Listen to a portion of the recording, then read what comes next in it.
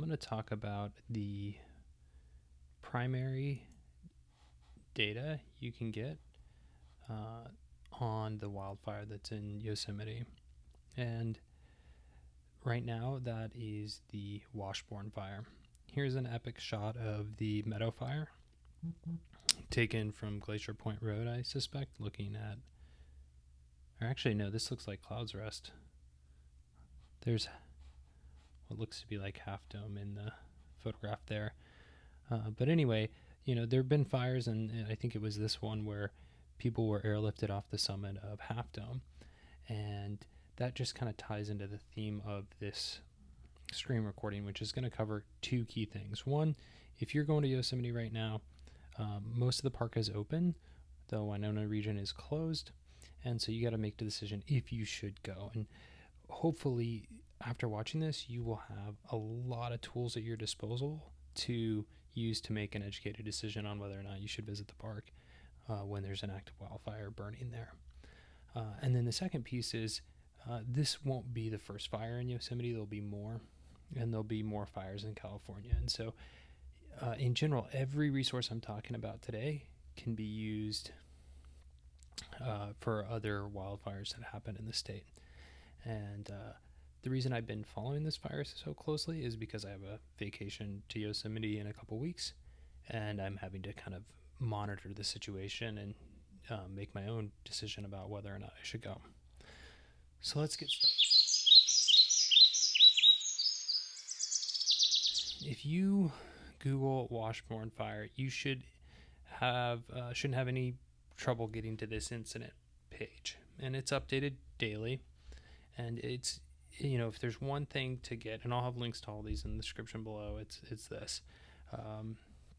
So this tells you a few things. You get your summary, a link to a map of exactly where the burn is, the terrain and fuels. There's a note on this aircraft incident, where there's evacuations, where there's closures. Because it's a park, they talk about that requires a ticket for entry. They talk about where you can get that, and then weather. Another thing that's really important is the drone restriction for aviation, so make sure you're following those. And then this smoke map, which will just open in a new window here. So there we can see the smoke plume and then some air sensors.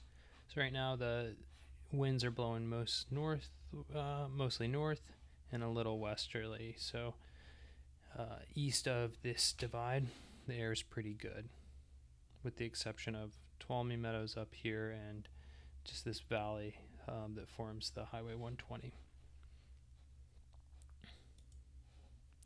All right, so there's the link there.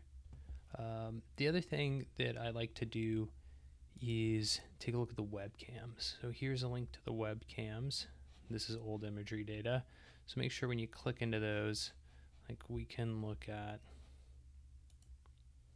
LCAP, we can see the date, July 12th, 2021, 1:13 p.m. And over here we can see it's Tuesday, July 12th, 1:17 p.m. So we can see that this is pretty up to date. It's only about 5 minutes old. And looking at all that smoke, I personally would not visit the valley floor by choice. There's the Tuolumne Meadows webcam, and we can see this one hasn't been updated since June 25th, 2022. So we'll just exit out of that. Another thing I want to show is if you have Gaia GPS, you buy the subscription, and this runs on your phone. It's got a great app. You can upload a wildfire current. There's a few wildfire layers as well as a smoke layer. Air quality now. So we're going to we put the air quality now on. We can see where it's orange to green, and then we can see the current wildfire status. So there's the Gaia GPS layers, And we'll kind of pull these back one by one.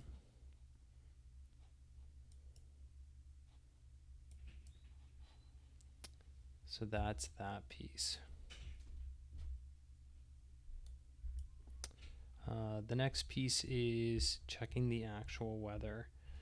So, because this can give you an idea of what the weather in the park will, or how this fire is going to move. So here's the South Fork of the Merced River, right where the fire is active. And we'll check the weather here.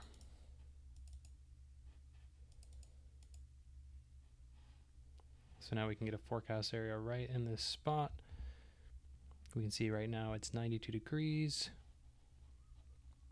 This afternoon it will drop to the 80s, lows in the 60s, and then highs in the low 80s, upper 70s, lows in the low 60s, upper 50s.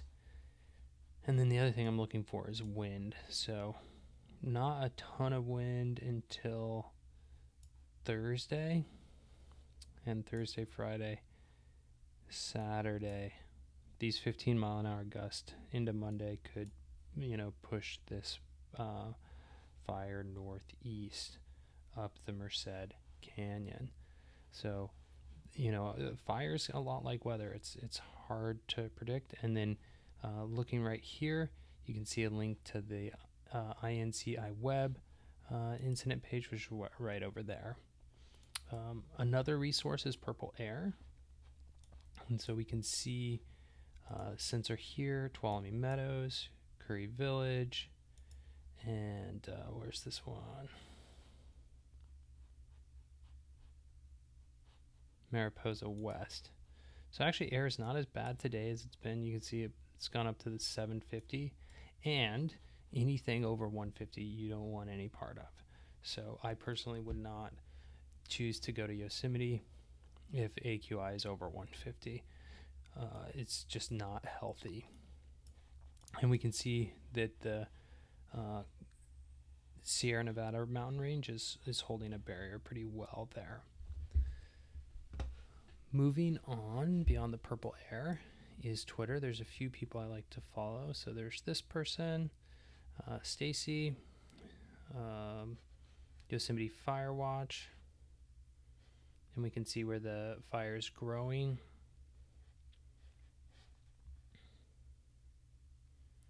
And it's grown by 500 acres, and they've lost some containment. Zeke's another guy I like to follow. Granted, he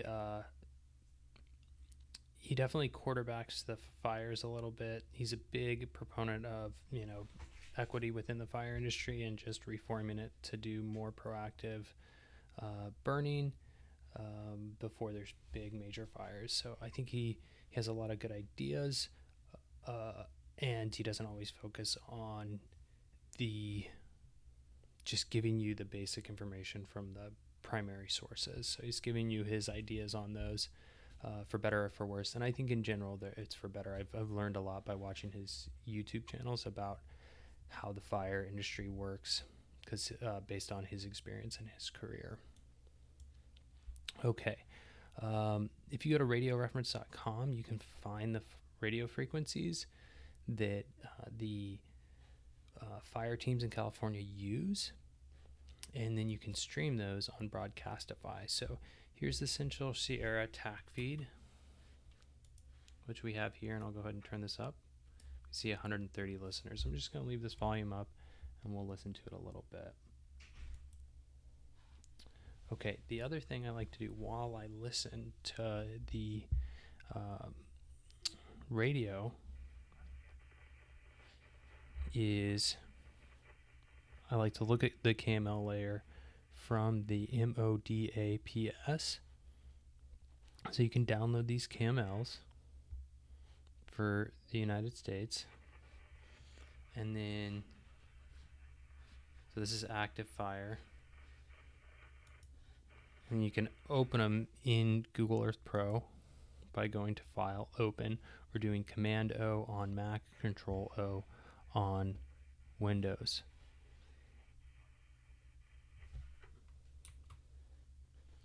And what you can do here is see in red where the fire is growing, and in yellow where it's existed in the past, within 0 to 6, 6 to 12, 12 to 24, and then older than 24-hour time ranges.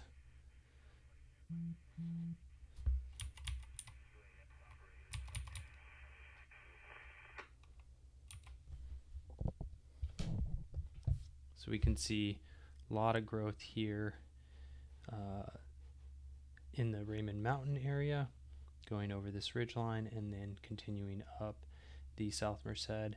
And when we look at the satellite imagery here, we can see lots of dead, dense timber from beetle kill. And it's really interesting that here's the Mariposa Grove. Let me pull.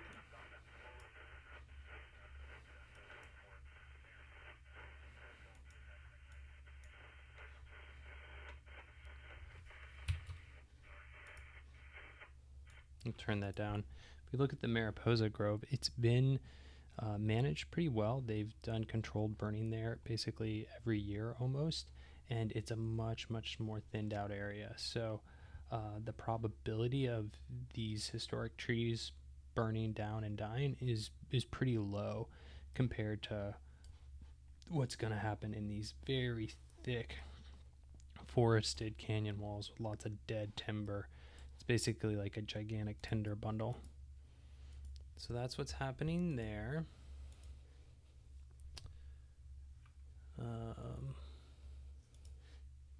What next? I also like to use this Sentinel playground, and you can see satellite imagery almost every day. And these are the dates that the satellite imagery is available for July. So here's where the fire's at. And if we go back in time, like we'll just go back to the 11th, for example, we can see, actually let's go back to Thursday the 7th, before the fire.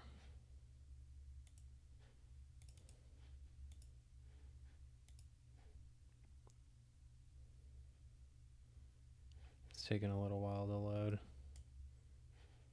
I'm going to refresh it. There it goes. We can see a satellite image of the Earth from that day before the fire happened. So that's nice for seeing snow and just kind of where the smoke's sitting in the valleys and the way it's blowing. And that's it. Those are the tools I have in the toolbox, and I would recommend to folks who really want to see all the data available and make their own decision on whether or not they should travel to the park. And if you're just far away, not traveling, and want to learn more about wildfires and follow the firefight of this one, these are the tools I use. One thing I'd ask the audience is, if I made a mistake, or if you think there's a better tool or a tool that's also useful for monitoring the progression of fires like this, please let me know in the comments below. And if nothing else, we'll see you around. Thanks for watching.